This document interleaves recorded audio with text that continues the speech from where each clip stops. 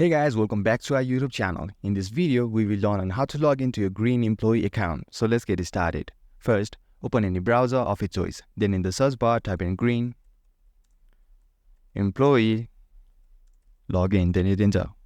Then tap on this website having URL as greensetsonline.com. In my case, it's the first one. And here, you need to provide your login credentials to log into your employee account. So type your phone number or your email to log into your account.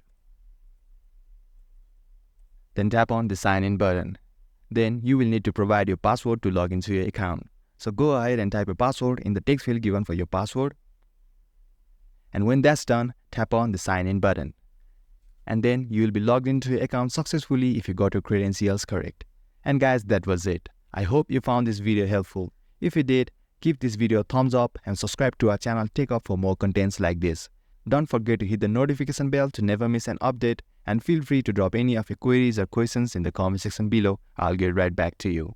Thanks for watching and see you in next video.